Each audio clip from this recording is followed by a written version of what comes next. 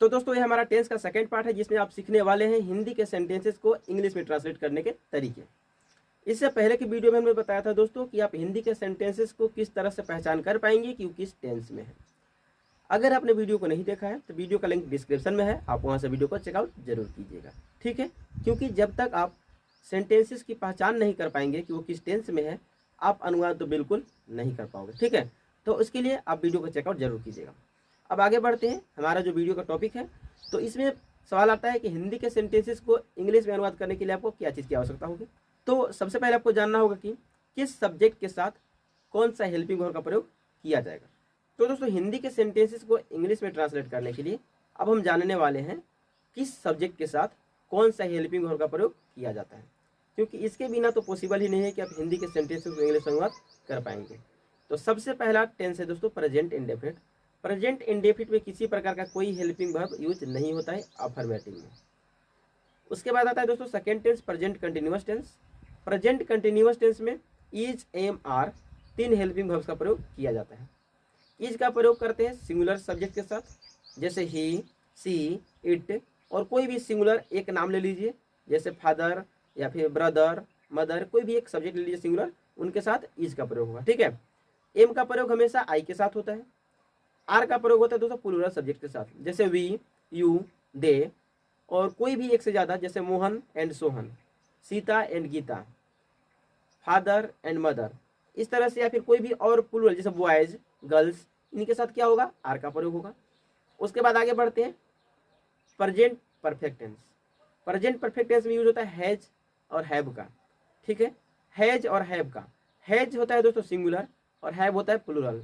इनको अगर याद रखना है तो हैज, देखिए हैज में कितने एच, ए, एस 3 लेटर्स होते हैं, और H, A, V, E have में 4 लेटर्स होते हैं। तो कम वाला जो है उनको सिंगुलर के साथ प्रयोग करेंगे, और ज़्यादा लेटर वाला जो है उसको प्लूरल के साथ करेंगे, ठीक है। यानी कि हैज का प्रयोग करें सिंगुलर के साथ, जैसे ही, सी, इट, और कोई भी सिंगुलर एक नाम, ठीक है, एक नाम या एक सब्जेक्ट के साथ, ठीक है, हम हैज का प्रयोग करते हैं। उसके बाद हैव का प्रयोग करते हैं वी, यू, आई भी होता है ना, आई, वी, यू, दे, और एक से ज़्यादा सब्जेक्ट के साथ हम हैव का प्रयोग करते हैं दोस्तों, ठीक है। अब आते हैं present perfect continuous tense.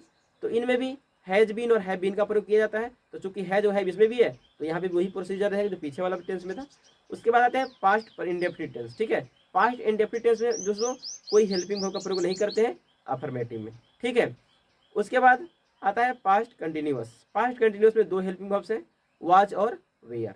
Was का प्रयोग दोस्तों करते हैं आई के साथ, ही के साथ, सी के साथ, इट के साथ, और सभी सिंगुलर सब्जेक्ट के साथ। वेयर का प्रयोग करते हैं दोस्तों यू, वी, दे, और बाकी प्लूरल सब्जेक्ट के साथ वेयर का प्रयोग करते हैं दोस्तों, ठीक है। इसको वर्ब भी पढ़ते हैं दोस्तों, याद रखिएगा। उसके बाद आता है आपका हेड, यानी कि पास्ट परफेक्ट टेंस। हेड का प्रयोग, चूंकि पास्ट परफेक्ट में एक ही टेंस, एक ही हेल्पिंग वर्ब होता है हेड, तो इसका प्रयोग सभी के साथ किया जाएगा, चाहे आई हो, वी हो, कोई भी सिंगुलर हो या प्लूरल हो, सभी के साथ हेड का प्रयोग किया जाता है। उसके बाद आते हैं दोस्तों पास्ट परफेक्ट में, पास्ट परफेक्ट कंटिन्यूअस में, ठीक है। तो पास्ट परफेक्ट कंटिन्यूअस का भी वही सेम है, आप चूंकि हैड बीन का प्रयोग होता है तो सभी के साथ हैड बीन का प्रयोग किया जाएगा। उसके बाद आता है दोस्तों फ्यूचर इंडेफिनिट, यानी कि फ्यूचर के टेंसेस है, ठीक है। तो फ्यूचर में दोस्तों आप ध्यान रखिएगा, वैसे तो 2 पहले होते थे, सेल और विल। अब आप मॉडर्न इंग्लिश ग्रामर के अनुसार आप सभी के साथ विल का प्रयोग कर सकते हैं, लेकिन अगर आप लगाना चाहे पुराने ग्रामर के अनुसार चलना चाहते हैं तो आई और वी के साथ सेल का प्रयोग करेंगे, और शेष सभी के साथ विल का प्रयोग करेंगे, ठीक है। तो जैसा कि मैंने पिछले वीडियो में बताया था कि सभी के साथ विल का प्रयोग किया गया था, तो हम यहाँ पे विल ही लिखते हैं। तो फ्यूचर इंडेफिनिट में सभी के साथ विल का प्रयोग करेंगे, फ्यूचर कंटिन्यूअस में सभी के साथ विल बी का प्रयोग करेंगे, फ्यूचर परफेक्ट में सभी के साथ विल हैव का प्रयोग करेंगे, और फ्यूचर परफेक्ट कंटिन्यूअस में सभी के साथ विल हैव बीन का प्रयोग करेंगे, ठीक है दोस्तों। अब तक के वीडियो से आपने सीखा कि किस सब्जेक्ट के साथ कौन सी हेल्पिंग वर्ब का प्रयोग किया जाएगा। अब आप सीखेंगे हिंदी के सेंटेंसेस को इंग्लिश में ट्रांसलेट करने के तरीके। तो दोस्तों सबसे पहले हम एक सब्जेक्ट और एक वर्ब लेते हैं। सब्जेक्ट है शिक्षक और वर्ब है पढ़ाना, ठीक है, क्रिया जो है पढ़ाना है। अब इससे हम 12 फ्रेम करेंगे। पहला टेंस होगा शिक्षक पढ़ाते हैं, दूसरा होगा शिक्षक पढ़ा रहे हैं, तीसरा शिक्षक पढ़ा चुके हैं, चौथा शिक्षक समय से पढ़ा रहे हैं, यानी कोई भी समय दे सकते हैं, 1 घंटा 2 घंटा, चलिए शिक्षक 1 घंटा से पढ़ा रहे हैं। उसके बाद पास्ट इंडेफिनिट में आते हैं, शिक्षक पढ़ाते थे, शिक्षक पढ़ा रहे थे, शिक्षक पढ़ा चुके थे, शिक्षक 1 घंटा से पढ़ा रहे थे। फ्यूचर में आते हैं शिक्षक पढ़ाएंगे, शिक्षक पढ़ा रहे होंगे, शिक्षक पढ़ा चुके होंगे, शिक्षक 1 घंटा से पढ़ा रहे होंगे। ठीक है, तो दोस्तों हमारा पहला सेंटेंस है शिक्षक पढ़ाते हैं। शिक्षक पढ़ाते हैं का अंग्रेजी जब आप करेंगे तो सबसे पहले लिखेंगे टीचर, उसके बाद V1 या V5। अब थोड़ा सा कन्फ्यूजन हो सकता है, तो सबसे पहले आप जान लीजिए कि V1 किसके साथ और V5 किसके साथ। तो V1 का प्रयोग करेंगे दोस्तों आई, वी, यू, दे और बाकी जितने भी प्लूरल सब्जेक्ट्स होते हैं सबके साथ प्रयोग करेंगे आप V1 का। ठीक है, V1 यानी प्लूरल है। ठीक है, उसके बाद ही, सी, इट और सभी सिंगुलर सब्जेक्ट के साथ V5 का प्रयोग करेंगे। ये आपको क्लियर है? अब सीख लेते हैं कि V1 से V5 कैसे बनाएंगे। सबसे पहले आपको ध्यान रखना है V1 से V5 बनाने के लिए आपको 3 रूल है। पहला रूल हो जाएगा कि यदि वर्ब का अंतिम लेटर, ठीक है, जो वर्ब आपका दिया हुआ वर्ड दिया हुआ जैसे गो हो गया, कम हो गया, तो जो इसका अंतिम लेटर होगा, ठीक है, तो अंतिम letter S, double S, C H, S H, X, Z या ओ हो। ठीक है, इनमें से सातों में से अगर कोई भी हो तो उनके साथ हमेशा ई एस लगेगा, पहला रूल। दूसरा रूल, यदि वर्ब का अंतिम अक्षर जो लेटर जो है वाई होता है और उस वाई से पहले कॉन्सोनेंट होता है, क्या होता है? कॉन्सोनेंट होता है, तो उस वाई को हटा देंगे और उस वाई के जगह पे आई ई एस लगा देंगे। ठीक है, तो इस तरह से आप प्लूरल से सिंगुलर बना पाएंगे। तीसरा रूल है, यदि वर्ब का अंतिम लेटर वाई हो और उस वाई से पहले वॉवेल हो तो वहाँ पे सिर्फ और सिर्फ एस लगाएंगे, उस वाई को छेड़छाड़ नहीं करना है। ठीक है, सिर्फ और सिर्फ एस लगाएंगे। कब? जब अंतिम लेटर वाई हो और उस वाई से पहले वॉवेल हो। जैसे प्ले, PLAY, वाई के पहले क्या है? ए, तो क्या करेंगे? यहाँ पे सिर्फ एस लगाएंगे, प्लेज। इसका V5 क्या होगा? प्लेज, जो कि ये सिंगुलर है। ठीक है, तो ये आपने सीख लिया 3 रूल। ठीक है, तो ये थे V1 से V5 बनाने के तरीके। आपको ये भी पता है कि V5 का प्रयोग किसके साथ करना है और V1 का प्रयोग किसके साथ करना है। तो अब तक आपने रूल को सीख लिया है। अब हमने जो सेंटेंस लिया था उसका अंग्रेजी ट्रांसलेशन देखते हैं। पहला सेंटेंस था शिक्षक पढ़ाते हैं, तो इसका पहले हम सब्जेक्ट लिखेंगे। स्ट्रक्चर आप सामने देख सकते हैं, स्क्रीन पे लिखा हुआ है। पहले सब्जेक्ट, उसके बाद हेल्पिंग वर्ब, उसके बाद मेन वर्ब, उसके बाद अदर वर्ड। ठीक है, ये 4 चीज आपको ध्यान रखना है। पहले आपको सब्जेक्ट लिखना है, फिर हेल्पिंग वर्ब लिखना है, फिर मेन वर्ब लिखना है, फिर उसके बाद आपको अदर वर्ड लिखने हैं। ठीक है, तो इन्हीं 4 पे हम बनाएंगे। सबसे पहले लिखना है सब्जेक्ट। सब्जेक्ट क्या है? शिक्षक। शिक्षक का हिंदी क्या, अंग्रेजी क्या होगा? द टीचर लिखेंगे। ठीक है, द टीचर क्यों? क्योंकि हमें स्पेसिफिक कोई खास टीचर की बात कर रहे हैं। ठीक है, तो द टीचर। उसके बाद हेल्पिंग वर्ब। हेल्पिंग वर्ब जिसमें प्रेजेंट इंडिविजुअल में नहीं होता है, तो लगाएंगे वर्ब का यहाँ पे कौन सा होता है? मेन वर्ब, V1 या V5। अब आप समझ चुके होंगे सब्जेक्ट जो है क्या है, सिंगुलर के प्लूरल? सिंगुलर। वर्ब क्या लगेगा? V1 या V5, तो सिंगुलर तो V5 होता है, ACS वाला, तो ACS वाला लगाएंगे, यानी कि टीचेज। ठीक है, तो द टीचर टीचेज, ये आपका सेंटेंस बन चुका है। उसके बाद दूसरा सेंटेंस आता है शिक्षक पढ़ा रहे हैं। तो सेंटेंस समझ में आ रहा है दोस्तों? शिक्षक पढ़ा रहे हैं, लास्ट में क्या है किसका पहचान? प्रेजेंट का। उससे पहले क्या है? रहे। रहे किसका है? कंटिन्यूअस का, तो प्रेजेंट कंटिन्यूअस में क्या होता है? हेल्पिंग वर्ब क्या होता है? Is, am, are. तो द टीचर अभी आप लिखे, उसमें क्या लगेगा? कौन सा हेल्पिंग वर्ब लगेगा? इज लगेगा, क्योंकि सिंगुलर इज होता है ना। द टीचर इज, बिफोर का प्रयोग होगा मेन वर्ब के रूप में, तो teaching, the teacher is teaching. उसके बाद आइए अगला सेंटेंस, शिक्षक पढ़ा चुके हैं, लास्ट में है प्रेजेंट और चुके, तो क्या हुआ? Present perfect. प्रेजेंट परफेक्ट, पहले सब्जेक्ट लिखिए द टीचर। हेल्पिंग वर्ब कौन सा होता है? हैज या हैव। हमने बताया है कि सिंगुलर के साथ लगाना है हैज, तो आप लगाएंगे द टीचर हैज, हो गया। उसके बाद लिखेंगे V3 क्या होता है? टीच का V3 टाउट। ठीक है, तो V3 क्या होगा? टाउट, तो द टीचर हैज टाउट। पूरा सेंटेंस बन चुका है। तो अगला सेंटेंस है शिक्षक 1 घंटे से पढ़ा रहे हैं। अब यहाँ पे आप देख सकते हैं लास्ट में है प्रेजेंट, फिर है रहे, तो कंटिन्यूअस में भी रहा रही होता है और परफेक्ट कंटिन्यूअस में भी होता है। तो अब क्या देखना है? अब देखना है कि समय है या नहीं है। तो रहा रहे तो है, कंटिन्यूअस पता चल रहा है, लेकिन समय के साथ है, 1 घंटा से है, तो यहाँ पे हो गया परफेक्ट कंटिन्यूअस। यहाँ पे क्या होगा? द टीचर हैज बीन, क्या होगा? Has been. और उसके बाद टीचिंग, बिफोर होता है तो टीचिंग। अब यहाँ पे आपको ध्यान देना है कि इसमें फोर या सिंस का प्रयोग होता है। समय भी दिया होता है ना, समय के लिए फोर या सिंस का प्रयोग करेंगे। अब फोर कब और सिंस कब, इसको पहले ध्यान दीजिए। तो फोर का प्रयोग पहले आप, मैं देखिए स्क्रीन पे देखिए, मैं लिख रहा हूँ यहाँ पे। तो फोर का प्रयोग करेंगे पीरियड ऑफ टाइम बताने के लिए, ठीक है, पीरियड ऑफ टाइम। और सिंस का प्रयोग करेंगे पॉइंट ऑफ टाइम, ठीक है। समझ में नहीं आया होगा, समझाते हैं अपने भाषा में। फोर का प्रयोग दोस्तों तब आप करेंगे जब आपको समय अवधि बताना हो, ठीक है, यानी समय, यानी कि जो काम है वो कितना समय से चल रहा है, ठीक है, कितना समय से, याद रखिए कितना समय से, ठीक है, तब आप लगाएंगे फोर का प्रयोग करेंगे। लेकिन पॉइंट ऑफ टाइम का मतलब है वो काम शुरू कब हुआ था, ठीक है, शुरू कब हुआ था, ठीक है। अब देखिए, मैं बोलूं शिक्षक 1 घंटे से पढ़ा रहे हैं, यहाँ पे हम शुरुआत वाला टाइम बताए हैं, कब से शुरू हुआ है काम बताए हैं जी नहीं, हमने बस इतना बताया है, पीरियड ऑफ टाइम बताया कि समय कितना, मतलब समय हो गया उस काम को होते हुए, यानी कि 1 घंटा से, ठीक है, 1 घंटा से ऐसे बोल रहे हैं, ठीक है। तो यहाँ पे पीरियड ऑफ टाइम बता रहे हैं, तो पीरियड ऑफ टाइम आप लगाएंगे 4।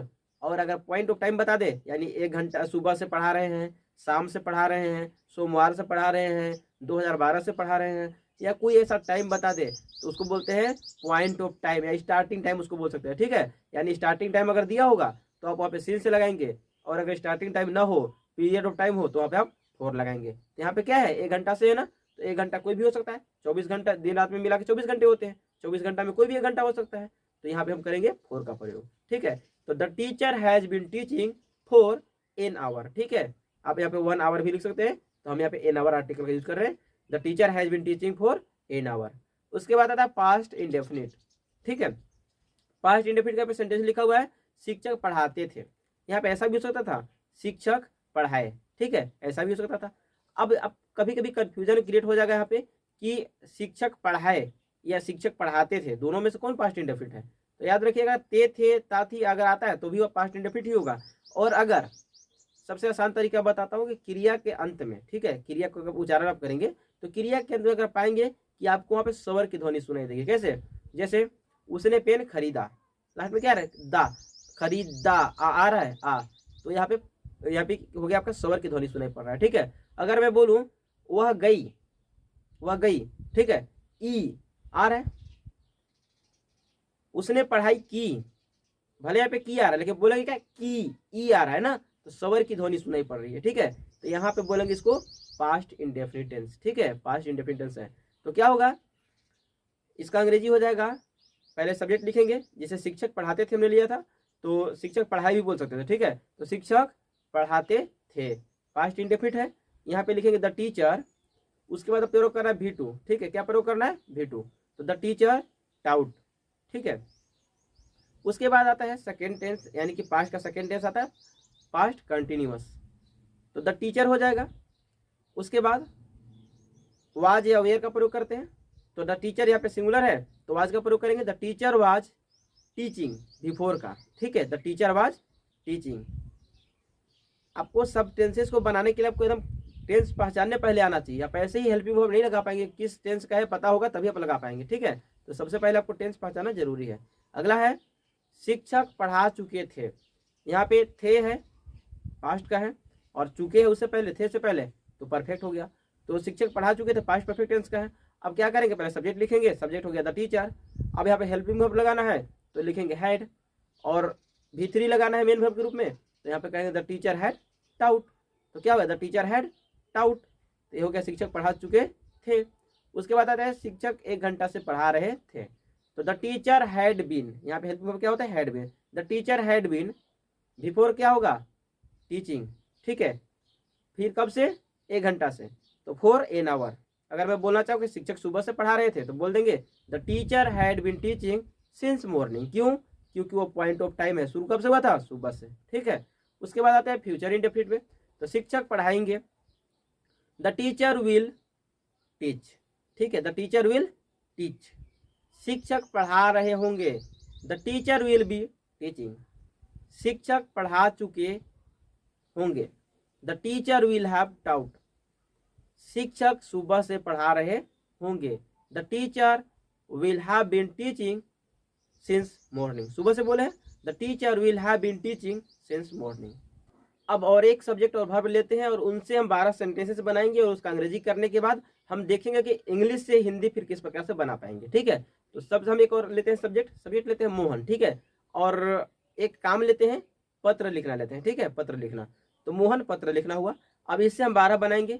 मोहन पत्र लिखता है, मोहन पत्र लिख रहा है, मोहन पत्र लिख चुका है, मोहन समय से पत्र लिख रहा है, यानी कि सुबह शाम कोई भी समय दे सकते हैं। मोहन समय से पत्र लिख रहा है। फिर मोहन पत्र लिखता था, मोहन पत्र लिख रहा था, मोहन पत्र लिख चुका था, मोहन समय से पत्र लिख रहा था, ठीक है। उसके बाद हो जाएगा मोहन पत्र लिखेगा, मोहन पत्र लिख रहा होगा, मोहन पत्र लिख चुका होगा, मोहन समय से पत्र लिख रहा होगा। तो इतना हम पहले बना लेते हैं। सबसे पहला सेंटेंस क्या है, मोहन पत्र लिखता है, ठीक है। तो मोहन पत्र लिखता है, क्या होगा, पहले लिखेंगे सब्जेक्ट, ठीक है, सब्जेक्ट हो जाएगा मोहन। अब लिखना है हेल्पिंग वर्ब। पहले कौन सा टेंस है बताइए, ता है, लास्ट में क्या है, प्रेजेंट, और उससे पहले ता, तो हो जाएगा indefinite, present indefinite. Helping verb नहीं होता है। आगे बढ़िए, मेन वर्ब। मेन वर्ब का कौन सा प्रयोग, V1 या V5 करेंगे। कौन सा फॉर्म, V1 या V5। तो क्या होगा, मोहन क्या है, सिंगुलर, V1 या V5 क्या होगा, लिखना का राइट का हो जाएगा राइट्स, ठीक है। तो मोहन राइट्स। अब आइए अदर वर्ड में। तो अदर वर्ड क्या है, पत्र लिखता है ना, तो अ लेटर, ठीक है, अ लेटर। तो मोहन राइट्स अ लेटर। बहुत लोग कंफ्यूजन हो सकता है, मैंने एक नहीं कहा, मोहन एक पत्र लिखता, ऐसे नहीं बोला। तो याद रखिएगा, पत्र को आप काउंट कर सकते हो, गिन सकते हो, ठीक है। और जो काउंटेबल हो उसके साथ, अगर आपका प्लूरल ना हो, जैसे काउंटेबल हो प्लूरल ना हो, ठीक है, तो आप वहाँ पे आप अपना से ए लगाएंगे, ए या एन लगाएंगे, ठीक है। जैसे मैं बोलूँ कि वह आम खाता है, ठीक है, तो यहाँ पे आम खाता है बोले, बहुत सारे आम की बात नहीं करें, बस आम खाता है बोले, ठीक है। तो यहाँ पे क्या लगाना होगा, आप सिंगुलर आम को आप गिन सकते हो, तो यहाँ पे आपको काउंटेबल के लिए आप ए या एन का प्रयोग करेंगे, ठीक है। तो मोहन पत्र लिखता है, तो Mohan writes a letter, clear है। सेकेंड है, मोहन पत्र लिख रहा है। सबसे पहले लिखेंगे सब्जेक्ट मोहन, मोहन के बाद क्या लिखना, हेल्पिंग वर्ब। पहले टेंस पहचानेंगे तब हेल्पिंग वर्ब लिखेंगे। टेंस कौन सा है लास्ट में प्रेजेंट, उससे पहले रहा, तो प्रेजेंट कंटिन्यूअस, है से क्या पता चला प्रेजेंट, और आ रही से कंटिन्यूअस, तो प्रेजेंट कंटिन्यूअस। हेल्पिंग वर्ब क्या होगा, इज एम आर। अब मोहन के साथ इज, तो मोहन इज। अब इसका V4 लगाइए, मेन वर्ब का कौन सा फॉर्म, V4, कंटिन्यूअस में हमेशा V4 का प्रयोग होता है। तो मोहन इज राइटिंग, ठीक है, राइटिंग हो गया। अब अदर वर्ड में क्या होगा, अ लेटर, ठीक है। तो Mohan is writing a letter. उसके बाद हो जाएगा मोहन पत्र लिख चुका है, मोहन पत्र लिख चुका है। सबसे पहले सब्जेक्ट मोहन। अब हेल्पिंग वर्ब, पहले टेंस पहचानेंगे उसके बाद तो हेल्पिंग वर्ब लगाएंगे। तो टेंस कौन सा है, लास्ट में लिखा हुआ है चुका है से पता चला प्रेजेंट, और चुका से पता चल रहा है परफेक्ट, तो प्रेजेंट परफेक्ट कौन सा हेल्पिंग वर्ब, हैज या हैव। तो मोहन हैज, ठीक है। अब आता है मेन वर्ब। मेन वर्ब का तीसरा रूप, क्योंकि परफेक्ट में हमेशा V3 का प्रयोग करते हैं। तो मोहन हैज रिटर्न, राइट का V3 होता है रिटर्न, ठीक है, रिटर्न। या अदर वर्ड में क्या है, अ लेटर, ठीक है, तो अ लेटर। उसके बाद आता है अगला टेंस, मोहन 1 घंटा से पत्र लिख रहा है। हम घंटा ही ले रहे हैं ताकि समझने में आसानी हो। तो मोहन 1 घंटा से पत्र लिख रहा है। तो आप चाहे तो कुछ भी ले सकते हैं। चलिए हम दूसरा चीज लेते हैं, मान लो सोमवार से लिख देते हैं, मोहन सोमवार से पत्र लिख रहा है। अब यहाँ पे हो जाएगा पहले सब्जेक्ट तो मोहन। अब क्या है, हेल्पिंग वर्ब लगाना है। कौन सा टेंस है, लास्ट में है प्रेजेंट, उससे पहले रहा जैसे याद आना चाहिए कि समय है या नहीं, समय है सोमवार से, जी हाँ है, तो लगाएंगे हैज या है बीन होता है इसका, ठीक है। तो मोहन हैज बीन। उसके बाद वर्ब, मेन वर्ब का कौन सा फॉर्म, V4। तो मोहन हैज बीन राइटिंग, ठीक है, क्या होगा राइटिंग। क्या लिख, अदर वर्ड में क्या होगा, अ लेटर, ठीक है, अ लेटर पहले लिख लेंगे। उसके बाद इसमें समय भी दिया होता है, तो 4 या सिंस, तो यहाँ पे 4 लगाएंगे, सिंस लगाएंगे, हाँ सिंस लगाएंगे। क्यों लगाएंगे, क्योंकि यहाँ पे जो समय है वो शुरुआत हम बता रहे कि सोमवार से वो काम शुरू हुआ था, ठीक है। तो Mohan has been writing a letter since Monday, ठीक है, कोई दिक्कत नहीं होना चाहिए। उसके बाद आता है पास्ट इंडेफिनिट में, मोहन पत्र लिखता था, मोहन पत्र लिखता था। सब्जेक्ट क्या है, मोहन। हेल्पिंग वर्ब, टेंस पहचानिए, टेंस क्या है, ता था, यानी कि लास्ट में था तो पास्ट, और उससे पहले था तो इंडेफिनिट। पास्ट इंडेफिनिट में कोई हेल्पिंग वर्ब नहीं होता है, ठीक है। तो क्या लगाएंगे, मोहन पे हेल्पिंग वर्ब नहीं लगेगा, ठीक है। उसके बाद आते हैं मेन वर्ब पे। तो मेन वर्ब में क्या लगेगा, V2 क्या है, लिखना का V2 होता है रोट, राइट का V2 रोट, तो मोहन रोट। अब अदर वर्ड में क्या है, अ लेटर आ रहा है तो अ लेटर लिख दीजिए, तो मोहन रोट अ लेटर। उसके बाद आइए पास्ट कंटिन्यूअस में, ठीक है। पास्ट कंटिन्यूअस में क्या लिखेंगे, पहले सब्जेक्ट क्या है, मोहन। अब टेंस कौन सा है, पास्ट कंटिन्यूअस है, पहचान लिए होंगे अब तक। तो मोहन वाज, क्या होगा वाज, सब्जेक्ट क्या है सिंगुलर, तो लगाएंगे was, Mohan was. V4 writing, Mohan was writing, क्या लिख रहा था, अ लेटर, तो Mohan was writing a letter. उसके बाद पास्ट परफेक्ट आता है, तो Mohan had written a letter, Mohan had written a letter. कैसे बनाया, सबसे पहले सब्जेक्ट, उसके बाद हेल्पिंग वर्ब लगाना है, टेंस पहचानिए तो पास्ट परफेक्ट है तो हैड लगेगा। उसके बाद V3 लगाना है तो मोहन हैज रिटन, क्या होगा रिटन, राइट का V3 क्या होता है रिटन, तो मोहन हैड रिटन क्या लिखा था अदर वर्ड में क्या होगा अ लेटर, तो Mohan had written a letter. उसके बाद आइए पास्ट परफेक्ट कंटिन्यूअस में, तो यहाँ पे भी सेम बनाएंगे, मोहन हैड बीन, क्योंकि सबके साथ हैड बीन लगता है, तो Mohan had been writing a letter for या सिंस, अब समय पे डिपेंड करता है, अगर सुबह से बोले हैं तो यहाँ पे बोलेंगे सिंस मॉर्निंग, अगर शाम से बोले हैं तो बोलेंगे सिंस इवनिंग, अगर हम दोपहर से बोले हैं तो सिंस आफ्टरनून बोल सकते हैं। लेकिन अगर वो यहाँ पे 1 घंटा 2 घंटा 2 दिन 4 दिन 5 घंटा कुछ भी अगर ऐसा हो तो यहाँ पे बोलेंगे फोर। तो हम लेते हैं यहाँ पे कोई टाइम लेते हैं, जैसे मान लीजिए 5 बजे से बोल देते हैं, ठीक है, तो मोहन 5 बजे से पत्र लिख रहा था, तो Mohan had been writing a letter since 5 o'clock, ठीक है, सिंस 5 o'clock। उसके बाद आते हैं फ्यूचर इंडेफिनिट में, फ्यूचर इंडेफिनिट में क्या होगा, मोहन सब्जेक्ट लिखेंगे मोहन, उसके बाद हेल्पिंग वर्ब लगाना है, तो यहाँ पे आप जानेंगे फ्यूचर इंडेफिनिट में हमेशा हेल्पिंग वर्ब कौन सा लगता है विल, तो मोहन विल, फिर V1 क्या होगा राइट, क्योंकि मेन वर्ब का पहला फॉर्म यूज होता है, तो मोहन विल राइट क्या लिखेगा a letter, Mohan will write a letter. उसके बाद इसका अगला टेंस आता है मोहन पत्र लिख रहा होगा, यानी कि फ्यूचर कंटिन्यूअस, तो Mohan will be writing a letter, ठीक है, Mohan will be writing a letter. उसके बाद अगला सेंटेंस है मोहन पत्र लिख चुका होगा, मोहन लिखेंगे, उसके बाद लिखेंगे विल बी, क्यों लिखे विल हैव लिखेंगे, क्या लिखेंगे विल हैव, क्यों, क्योंकि यहाँ पे है फ्यूचर परफेक्ट, और फ्यूचर परफेक्ट में हेल्पिंग वर्ब क्या लगता है विल हैव, तो मोहन विल हैव V3 क्या लगता है रिटर्न अ लेटर, ठीक है। फिर चौथा आता है लास्ट, यानी फ्यूचर का चौथा होगा Mohan will have been writing a letter for या सिंस प्लस टाइम। समझ में आया फॉर या सिंस टाइम क्यों बोले, जैसे मैं बोलूँ समय निश्चित समय बोलूंगा तो सिंस, या अगर निश्चित समय नहीं बोलूंगा तो फोर, ठीक है। तो मान लीजिए मैं कह देता हूँ मोहन 2007 से पढ़ा रहा है, ठीक है, मैं दूसरा लेता हूँ, मोहन 2007 से पढ़ा रहा है, तो मोहन विल हैव सॉरी पढ़ा रहा होगा ना, मोहन 2007 से पढ़ा रहा होगा, Mohan will have been teaching since, क्यों फिक्स टाइमिंग है since 2007, Mohan will have been teaching since 2007, ठीक है। तो उम्मीद करता हूं कि आपको बिल्कुल अच्छे से समझ में आ रहा होगा किस तरह से आप हिंदी के सेंटेंसेस को इंग्लिश में ट्रांसलेट कर पाएंगे, ठीक है। तो दोस्तों अभी हम हिंदी से इंग्लिश अनुवाद कर ही रहे हैं, तो 2 तरह के और सेंटेंसेस को हम देखेंगे, ठीक है, क्योंकि अक्सर इस तरह के सेंटेंसेस जो है ट्रांसलेशन में कराए जाते हैं। तो मैं बता देता हूँ कौन सा सेंटेंसेस है, एक जो आपका पास्ट परफेक्ट का जो होता है, ठीक है, पास्ट परफेक्ट जिसमें एक के बाद दूसरा काम होता है, ठीक है, एक के बाद दूसरा काम जो फिनिश होता है, ठीक है ना, तो इस तरह के जो सेंटेंसेस होते हैं उसे किस तरह से बनाएंगे।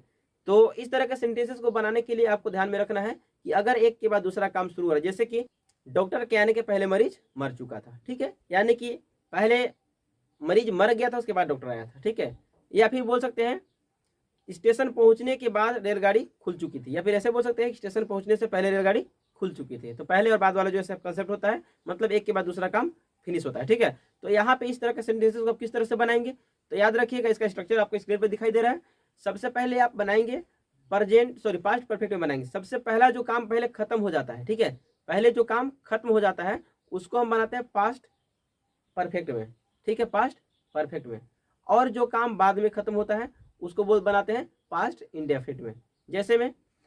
जैसे में मैं बोलूं मरीज के मरने से पहले डॉक्टर आ चुके थे, ठीक है, मरीज के मरने के पहले डॉक्टर आ चुके थे, सबसे पहले काम क्या हो रहा है डॉक्टर के आने का, ठीक है, तो द डॉक्टर हैड कम, क्यों, स्ट्रक्चर आप देख सकते हैं, सब्जेक्ट फिर हैड, उसके बाद V3, उसके बाद अदर वर्ड, ठीक है, तो the doctor had come, subject हो गया द डॉक्टर, उसके बाद हेल्पिंग वर्ब हो जाएगा हैड, उसके बाद V3 लगाना है, तो कम केम कम, कम V1 भी होता है, केम V2 होता है और कम V3 भी होता है, ठीक है, तो कम केम कम, तो द डॉक्टर हैड कम।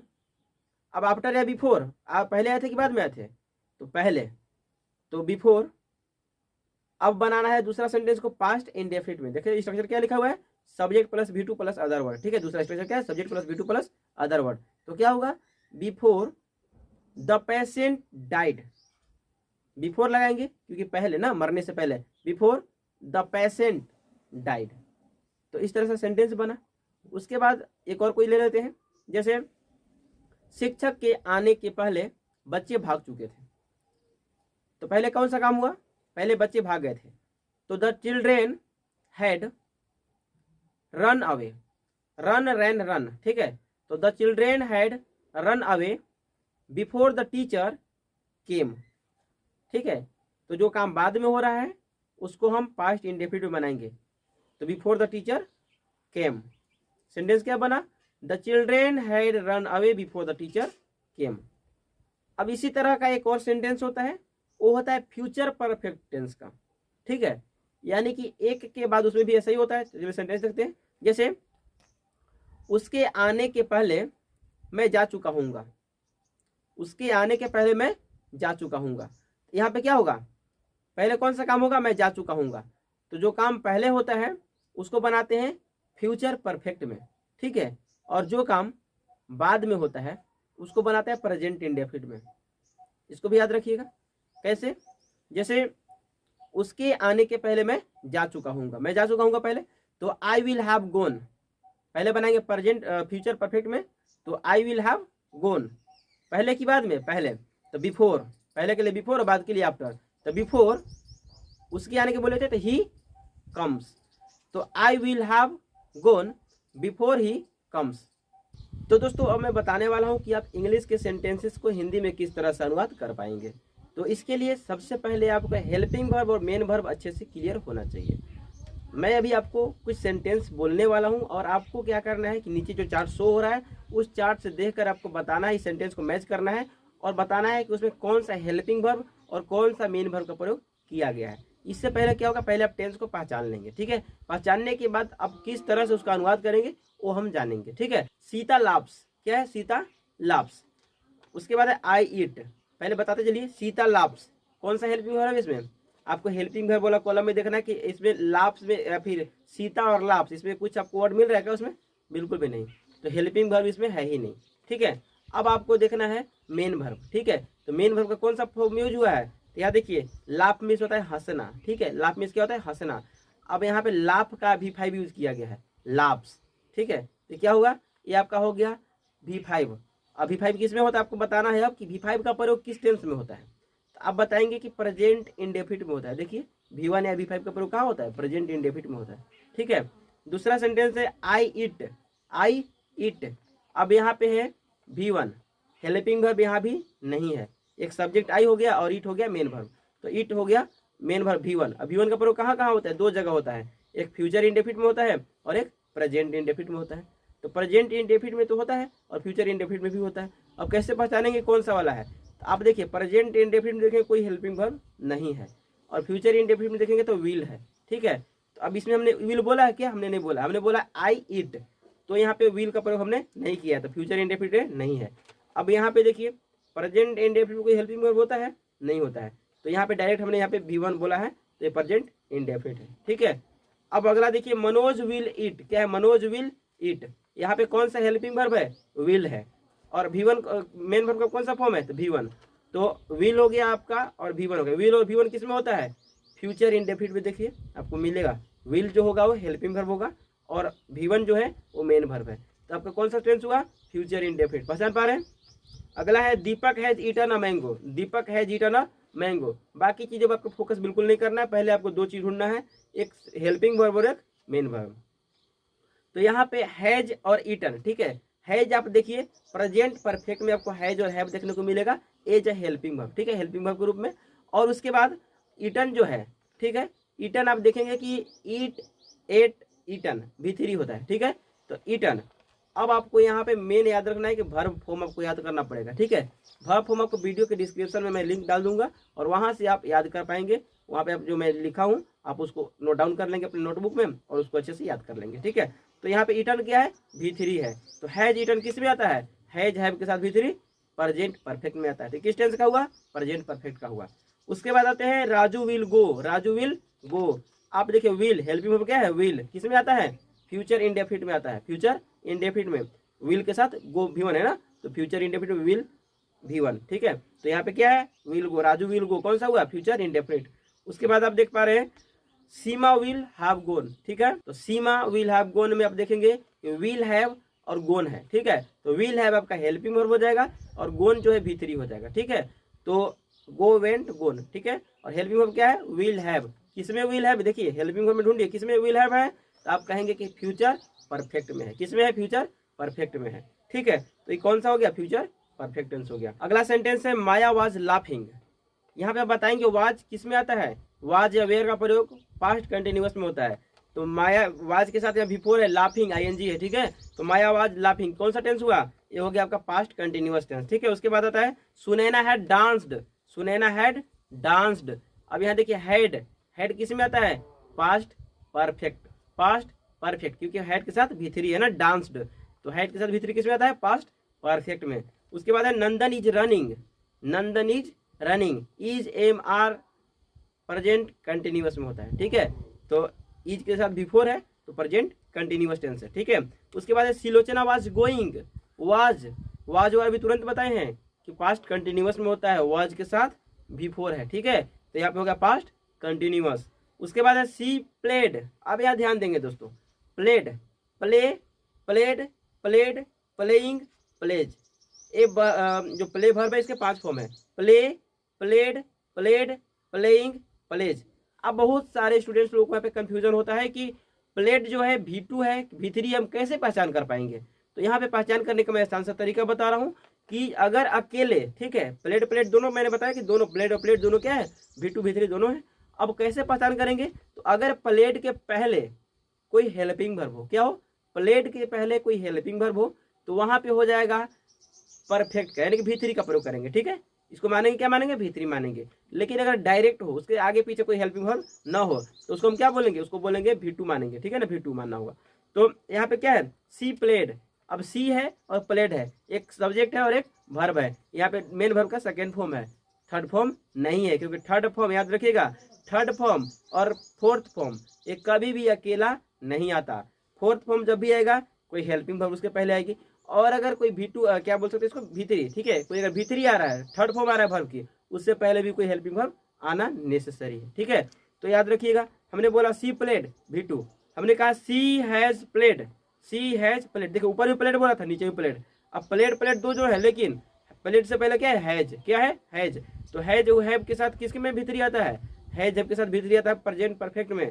तो प्लेड क्या हो गया, यहाँ पे V3 हो गया, और हैज क्या है, हैज के साथ V3 है तो प्रेजेंट परफेक्ट टेंस है। ठीक है, अगला है हमारा सी had played, she had played. अब आप समझ गए फिर से प्लेड का फॉर्म यूज हुआ है, यानी कि V2 V3 दोनों होता है। तो यहाँ प्लेड फिर से है, लेकिन प्लेड से पहले क्या है, हैड। तो क्या हुआ, पास्ट परफेक्ट टेंस। क्या हुआ, पास्ट परफेक्ट टेंस।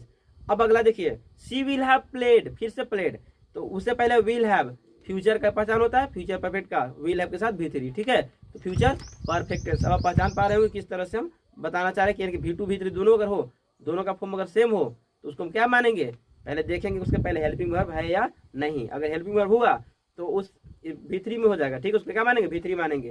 और अगर नहीं हुआ तो क्या मानेंगे, उसको मानेंगे V2। उसके बाद है हमारा आई रीड। अब थोड़ा सा कंफ्यूजन क्रिएट होता है, आई रीड अगर बोलने में बोलूँ तो समझ में आ जाएगा। ठीक है, आई रीड, और स्पेलिंग क्या होता है, READ। ठीक है, अब रीड का देखिएगा दोस्तों, रीड रीड, इधर देखिए, रीड रेड रेड, दोनों V2 और V3 स्पेलिंग सेम है, READ तीनों जगह लिखेंगे। अगर रीड रीड रीड तीनों जगह लिखेंगे, लेकिन पढ़ेंगे क्या, रीड रेड रेड, यानी V2 और V3 को रेड पढ़ते हैं। ठीक है, और V1 को रीड पढ़ते हैं। तो यहाँ पे है आई रीड, अगर मैं बोलूँ तो आप कहेंगे प्रेजेंट इंडेफिनिट है, क्यों, V1 मान रहे हैं। लेकिन अगर मैं बोलूँ रेड, आई रेड, तो V2 है, पास्ट इंडेफिनिट हो जाएगा। फिर आई रेड क्या होगा, पास्ट इंडेफिनिट। तो यहाँ पे याद रखिएगा दोनों यहाँ पे हो जाएगा। ठीक है ना, तो अब सेंस पे डिपेंड करेगा, बोलने पे ज़्यादा पता चलेगा, पता नहीं चला बोलने से तब डायरेक्ट उसको कोई मान सकते हैं, कोई भी दिक्कत नहीं होगा। उसके बाद है माई मदर हैज़ कुकड। तो हमने जो सेंटेंस बोला दोस्तों, माई मदर हैज़ कुकड। अब यहाँ देखिए कुकड जो है V2 भी है और V3 भी है। अब इससे पहले क्या है, हैज, तो हेल्पिंग वर्ब आ गया, तो यहाँ क्या मानेंगे, कुकड को क्या मानेंगे, V2 या V3, V3। ठीक है, यानी कि परफेक्ट टेंस का हुआ। ठीक है, कौन सा परफेक्ट है, जो है के साथ V3 किस में आता है, प्रेजेंट में, तो प्रेजेंट परफेक्ट टेंस हो गया। उसके बाद है you all are watching my videos, you all are watching my videos. यहाँ पे देखिए are, are is am are present का फॉर्म है, वर्ब है, तो इज एम आर के साथ V4 प्रेजेंट कंटिन्यूअस टेंस। अगला हमारा लास्ट सेंटेंस है she has been reading a letter for an hour.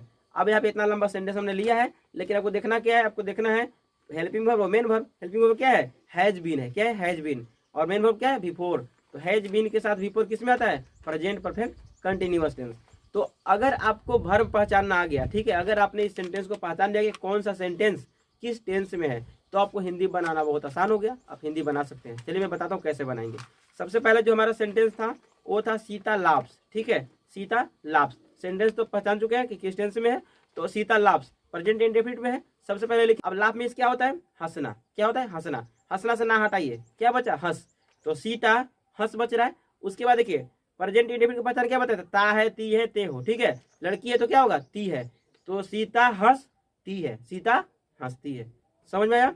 उसके बाद है आई इट। आई का हिंदी क्या लिखेंगे? मैं। तो आई मीन्स क्या हुआ? आई मीन्स हुआ मैं लिखेंगे। उसके बाद है ईट। तो ईट मीन्स क्या होता है? खाना। खाना नहीं लिखेंगे, वहाँ पे लिखेंगे खा, मैं खा। और कौन सा टेंस का है? तो आप कहेंगे प्रेजेंट इंडेफिनिट का है। ईट V1 है प्रेजेंट इंडेफिनिट का। प्रेजेंट इंडेफिनिट का पहचान क्या बताए थे? तो प्रेजेंट इंडेफिनिट को बताए थे ता है, ती है, ता हूँ, इस तरह से। तो मैं के लिए क्या होगा? ता हूँ, ठीक है। तो मैं खाता हूँ, क्या हो जाएगा? मैं खाता। मैं खा तो पहले से था, मैं और खा, और ता हूँ तो मैं खाता हूँ। उसके बाद है मनोज विल ईट। क्या? Manoj will eat. तो मनोज लिखेंगे। उसके बाद विल ईट किस टेंस का है? तो यहाँ पे हो जाएगा आपका फ्यूचर इंडेफिनिट का, ठीक है। अब यहाँ पे खा, खाना से ना हटा देंगे, खा। अब यहाँ पे अगर लड़का के लिए लगाएंगे गा, तो खा का सही नहीं होगा, तो खाएगा। क्या होगा? खाएगा। तो मनोज खाएगा। उसके बाद है Deepak has eaten a mango. Deepak has eaten a mango. सबसे पहले क्या लिखेंगे? सब्जेक्ट लिखिए। सब्जेक्ट क्या है? दीपक। लिखिए दीपक। अब काम क्या हो रहा है? ईट मतलब खाना, तो ईट से बना ईटन, तो खाना। तो खा ना को हटा देंगे, खा, दीपक खा। उसके बाद क्या है? कौन सा टेंस में है? तो हैज के साथ भीतरी है, तो चुका है, चुकी है, यही पहचान होता है। तो खा लड़का है तो क्या हो? चुका है। तो दीपक खा चुका है। क्या खा चुका है? अदर वर्ड भी लिख रहे हैं ना, तो अ मैंगो यानी कि एक आम। तो दीपक एक आम खा चुका है। इसका सही ट्रांसलेशन क्या होगा? दीपक एक आम खा चुका है। समझ में आया? उसके बाद लिखेंगे Raju will go. Raju will go, तो राजू का राजू लिख देंगे सब्जेक्ट। उसके बाद लिखना है काम। काम क्या हो रहा है? जाने का। तो राजू जाना, ना हटा देंगे, क्या बचा? राजू जा। उसके बाद क्या है? विल। अब विल किस में था? फ्यूचर इंडेफिनिट में। तो क्या होगा? राजू यहाँ पे हो जाएगा जाना, ना हट गया, क्या बचेगा? गागी गे होता है, तो राजू लड़का है तो गा, तो राजू जागा नहीं, राजू जाएगा, राजू जाएगा। उसके बाद हो जाएगा सीमा विल हैव गॉन। इसका क्या बनाएंगे? सबसे पहले लिखेंगे सीमा, ठीक है। सीमा लिखने के बाद क्या करेंगे? कौन सा टेंस है? काम क्या हो रहा है? जाने का। गो मिस जाना, इसका भीतरी है गोल। तो सीमा जा, ना को हटा देंगे, जा, सीमा जा। अब देखिए कौन सा टेंस है? विल हैव, तो यहाँ पे हो गया फ्यूचर परफेक्ट। तो फ्यूचर परफेक्ट पता नहीं क्या होता है? चुका होगा, चुकी होगी, चुके होंगे, ठीक है। तो चुकी होगी, ठीक है। तो सीमा जा चुकी होगी। उसके बाद है माया वाज लाफिंग। तो माया लिखेंगे, माया। उसके बाद काम क्या है? लाफिंग। लाफ मतलब हंसना, ठीक है। तो माया हंस, ना को हटाएंगे, हंस, माया हंस। उसके बाद वाज के साथ V4 है, तो हो गया पास्ट कंटिन्यूअस। तो रहा था, रही थी, इसका पहचान होता है। तो माया हंस रही थी, ठीक है। उसके बाद हो गया सुनैना है डांस्ड। सुनैना लिखेंगे ऐसे ही। उसके बाद डांस मीन्स क्या होता है? नाचना। तो नाचना से ना हटाएंगे तो नाच। उसके बाद क्या होगा? हैड। हैड मीन्स चुका था, चुकी थी, चुके थे, ठीक है। तो चुकी थी, क्या होगा? चुकी थी। सुनैना नाच चुकी थी। उसके बाद हो जाएगा Nandan is running. Nandan is running, Nandan लिख देंगे। इज आपका प्रेजेंट कंटिन्यूस में आ रहा है, तो इज यहाँ पे क्या हो जाएगा? काम क्या हो रहा है? रनिंग। रन मतलब दौड़ना। तो नंदन दौड़, और ना के जगह पे क्या हो जाएगा? पहचान इसका जो होगा जिस टेंस का होगा, तो रहा रही है, यही ना प्रेजेंट कंटिन्यूस, रहा रही, तो रहा है, ठीक है। लड़का है तो रहा है, तो नंदन दौड़ रहा है, ठीक है। उसके बाद आता है सिलोचना वाज गोइंग। क्या है? Silochana was going. सिलोचना लिखेंगे। उसके बाद काम क्या हो रहा है? जाने का। तो जाना, ना हटाएंगे तो जा। और यहाँ पे वाज किसका? रहा था, रही थी, तो सिलोचना जा रही थी, ठीक है। अगला आता है सी प्लेड। She played. अब यहाँ पे कौन सा हुआ? अब देखिए हेल्पिंग वर्ब नहीं है, पहले सब्जेक्ट लिखिए। सी हुआ हो गया, और प्ले इसका तो खेलना। तो खेलता था, खेलती थी, ये नहीं पहचान होता था, ना हटा दिए तो खेल, तो क्या हो गया? वह खेल। और इसका पहचान क्या होता है? पास्ट इंडेफिनिट का। तो ता था, ती थी, ते थे, ठीक है। तो ती थी, तो वह खेलती थी। उसके बाद आता है she has played. She has played. She का क्या हो जाएगा? वह, ठीक है। काम क्या हो रहा है? खेलना, प्ले। तो वह खेल, ठीक है। और हैज है, तो हैज यहाँ पे प्रेजेंट परफेक्ट दर्शा रहा है, तो चुका है, चुकी है, तो खेल चुकी है, ठीक है। उसके बाद आता है she had played, she had played, she means हो जाएगा वह। उसके बाद खेलना का लिखेंगे, खेलना में से ना हटा देंगे खेल। उसके बाद हैड का क्या लिखेंगे, चुका था चुकी थी, तो वह खेल चुकी थी, ठीक है। उसके बाद आता है she will have played, she will have played, she का लिखेंगे वह। उसके बाद लिखेंगे काम, काम क्या हो रहा है यहाँ पे, प्लेड माने खेलना, ठीक है। तो खेलना से ना हटाइए खेल, तो वह खेल। और विल हैव किसका पहचान, फ्यूचर परफेक्ट का, तो चुकी होगी, चुका होगा, यही ना होता है। तो यहाँ पे लड़की है तो चुकी होगी, तो वह खेल चुकी होगी। उसके बाद आता है आई रीड वाला जो बोले थे, तो आई रीड अगर इसको प्रेजेंट इंडेफिनिट मानेंगे तो पहले लिखेंगे आई का मैं। उसके बाद काम क्या हो रहा है, रीड में पढ़ना, तो मैं पढ़, ना को हटाएंगे पढ़, मैं पढ़। और अगर प्रेजेंट इंडेफिनिट देखेंगे तो ता हूँ ती हूँ, यही होता है, तो ता हूँ, मैं पढ़ता हूँ। लेकिन अगर पास्ट इंडेफिनिट मानेंगे तो क्या करना होगा, मैं पढ़, उसके बाद ता था ती थी होता है, तो मैं पढ़ता था, ठीक है। उसके बाद आ जाएगा माई मदर हैड कुकड, यहाँ पे माई मदर हैज कुकड, ठीक है। तो माई मदर हैज कुकड, इसका क्या होगा, माई मदर का हो जाएगा मेरी माँ। उसके बाद हो जाएगा कुक मतलब खाना पकाना, तो खाना पका, मेरी माँ खाना पका। और हैज मीन्स क्या होगा, चुका है चुकी है ना, तो यहाँ पे हो जाएगा चुकी है, तो मेरी माँ खाना पका चुकी। तो अगला सेंटेंस क्या है, अगला सेंटेंस है you all are watching my videos. क्या बनाएंगे, सबसे पहले यू ऑल का करेंगे आप सभी, क्या करेंगे आप सभी। उसके बाद काम क्या हो रहा है, वॉच मतलब देखना, ठीक है। तो आप सब, आप सभी बोल सकते हैं, आप सभी। वॉच मतलब हो जाएगा देखना, ना हटा देंगे तो आप सभी देख, क्या देखने के लिए बोल रहे हैं, कि आपको मैंने बाद में रखेंगे ऑब्जेक्ट ढूंढने के लिए क्या से प्रश्न करते हैं, ठीक है। तो आप सभी देख, काम क्या हो रहा है, कौन सा टेंस का है, तो आर के साथ बिफोर है, ठीक है। तो हो जाएगा प्रेजेंट कंटिन्यूअस, ठीक है। तो आप सभी देख, अब प्रेजेंट कंटिन्यूअस का पहचान क्या होता है, रहा है, रही है, रहे हैं, ठीक है। तो रहे हैं प्लुरल है, आप सभी, तो रहे हैं। तो आप सभी देख रहे हैं, क्या देख रहे हैं, माई वीडियोज।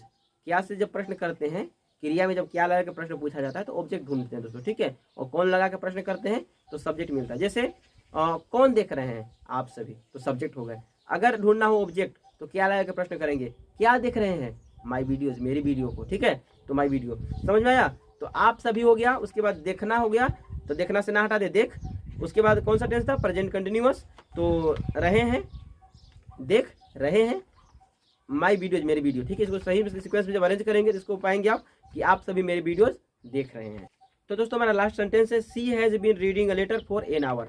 अब आपको क्या करना है, सबसे पहले आप देख लीजिए कि किस टेंस का सेंटेंस है। तो ये आपका है प्रेजेंट परफेक्ट कंटिन्यूअस टेंस का। कैसे पता चला, has been, have been, been वाला किस में था, हैज बीन, हैव बीन किस में है, प्रेजेंट परफेक्ट में है, ठीक है। और इसके साथ बिफोर भी है, तो प्रेजेंट परफेक्ट कंटिन्यूअस टेंस में है, ठीक है ना। तो प्रेजेंट परफेक्ट कंटिन्यूअस टेंस में है। अब क्या करना है, कैसे पहचानेंगे, इसको लिखेंगे। तो सबसे पहले लिखेंगे सब्जेक्ट, तो लिखेंगे वह, ठीक है, वह। अब यहाँ पे समय यही पे लिख देंगे, ठीक है। समय क्या है, फॉर एन आवर, 1 घंटे से, ठीक है। तो वह 1 घंटे से, ठीक है। अब काम क्या हो रहा है, रीड मतलब होता है पढ़ना, तो पढ़ना से ना हटाएंगे, वह 1 घंटा से पढ़, ठीक है। अब कौन सा टेंस है, रहा रही वाला ना। अगर प्रेजेंट परफेक्ट कंटिन्यूअस है तो रहा है, रही है। पास्ट परफेक्ट कंटिन्यूअस है तो चुका, रहा था, रही थी। अगर फ्यूचर परफेक्ट कंटिन्यूअस होगा तो रहा होगा, रही होगी, रहे होंगे समय के साथ ना। तो यहाँ पे क्या है, प्रेजेंट परफेक्ट कंटिन्यूअस है तो वह रही है, ठीक है। तो वह 1 घंटा से पढ़ रही है, ठीक है। पढ़ रही है क्या, अ लेटर, तो वह 1 घंटा से पत्र पढ़ रही है। इसका हिंदी ये हुआ। तो आप सभी को समझ में आया होगा किस तरह से आप इंग्लिश के सेंटेंसेस को हिंदी में अनुवाद कर पाएंगे। तो चलिए अब जान लेते हैं एक सेंटेंस से 6 प्रकार के सेंटेंसेस कैसे बनाएंगे। 6 प्रकार के सेंटेंसेस, जैसे मैं पढ़ाता हूँ, आई टीच। मैं नहीं पढ़ाता हूँ, तो हमने बोला कि हेल्पिंग वर्ब के बाद नोट का प्रयोग करना है। और मैंने ये भी बता रखा है कि अफर्मेटिव में किसी प्रकार का कोई हेल्पिंग वर्ब प्रेजेंट इंडेफिनिट में यूज नहीं होता है, लेकिन नेगेटिव जब बनाएंगे ना तो नेगेटिव में डू या डज का प्रयोग होता है, ठीक है। तो आई के साथ V1 या V5 आप कहेंगे V1। तो आई डू या डज, डू, तो आई डू, फिर उसके बाद बताया था नोट लगाना है, तो नोट, टीच, ठीक है, आई डू नॉट टीच। उसके बाद क्या नहीं पढ़ाता, तो मान लो मैं बोलूँ मैं हिंदी नहीं पढ़ाता हूँ, जो सब्जेक्ट में बोलूँ तो उसके बाद लिख देंगे हिंदी। जैसे मैं बोलूँ मैं हिंदी नहीं पढ़ाता हूँ, तो I do not teach Hindi. तो इस तरह से बनाएंगे। बाकी का जितना भी रूल्स है, ठीक है, आपको वीडियो के डिस्क्रिप्शन में आपको लिंक दे दूंगा, आप वहाँ से नोट डाउन कर लेंगे अच्छे से, ठीक है। फिलहाल मैं बता देता हूँ। तो दूसरा सेंटेंस था नेगेटिव। उसके बाद आता है इंटरोगेटिव। इंटरोगेटिव 2 प्रकार के, इंटरोगेटिव बनाने का आसान सा तरीका है, अगर आपका यस नो वाला हो तो, ठीक है। यस नो वाला कैसे बनाएंगे, हेल्पिंग वर्ब को आप पहले लिख देंगे, हेल्पिंग वर्ब को पहले लिखेंगे। जैसे क्या मैं पढ़ाता हूँ, हेल्पिंग वर्ब क्या लगेगा, तो प्रेजेंट इंडेफिनिट में हेल्पिंग वर्ब डू या डज लगता है, तो यहाँ पे लगाएंगे आई के साथ क्या लगता है, डू। तो डू फिर subject I teach, do I teach. अगर मैं बोलूँ क्या मैं नहीं पढ़ाता हूँ, तो इसका अंग्रेजी होगा डू आई नोट टीच। आप ध्यान रखेंगे कि इंटेरोगेटिव में हमेशा सब्जेक्ट के बाद नोट लगता है। हमने नेगेटिव में कहाँ बताया था, नेगेटिव में बताया था हेल्पिंग वर्ब के बाद, लेकिन इंटेरोगेटिव में कहाँ होगा, सब्जेक्ट के बाद, ठीक है। तो डू आई नोट टीच। अगर इंटरोगेटिव का जो सेकेंड कैटेगरी है यस नो वाला, सॉरी डब्ल्यू एच वाला, ठीक है। तो डब्ल्यू एच वाला में क्या होगा, यहाँ पे डब्ल्यू एच वाला में यूज करेंगे कि कोई भी डब्ल्यू एच वर्ड को पहले आप यूज करेंगे, ठीक है। जैसे पहले मैं हिंदी में बता देता हूँ, मैं क्या पढ़ाता हूँ, मैं क्या पढ़ाता हूँ। अब क्या का अंग्रेजी जो होगा व्हाट, व्हाट को लिखेंगे पहले। कौन सा हेल्पिंग वर्ब यूज होता है, डू या डज, तो व्हाट डू आई टीच। अगर इसका नेगेटिव करना हो तो मैं क्या नहीं पढ़ाता हूँ, what do I note teach. तो इन सभी टेंसेस के सारे स्ट्रक्चर्स और सारे रूल्स आपको वीडियो के डिस्क्रिप्शन में लिंक मिलेगा, वहां से आप नोट डाउन कर लेंगे, ठीक है। मेरा जो पूरा मकसद था वो टेंस को अच्छे से समझाना था। हमने टेंस को आपको अच्छे से समझा दिया है। उम्मीद करते हैं कि आपको वीडियो पसंद आया होगा। अगर वीडियो पसंद आया हो तो वीडियो को लाइक कीजिएगा, अपने दोस्तों में शेयर कीजिएगा, और चैनल पर नए हैं तो चैनल को सब्सक्राइब कीजिएगा, ठीक है दोस्तों। मिलते हैं किसी अन्य वीडियो में किसी अन्य टॉपिक के साथ। अगर आप कोई टॉपिक सजेस्ट करना चाहते हैं तो प्लीज़ कमेंट बॉक्स खुला है, आप कमेंट कर सकते हैं, ठीक है। अगर कहीं भी आपको कोई डाउट रहा हो तो भी आप कमेंट करेंगे, ठीक है। वीडियो पसंद कहीं पे कोई ऐसा पोर्शन रहा हो जो आपको समझ में नहीं आया हो तो बिल्कुल कमेंट कीजिएगा, हिचकना नहीं है, ठीक है दोस्तों। Bye bye.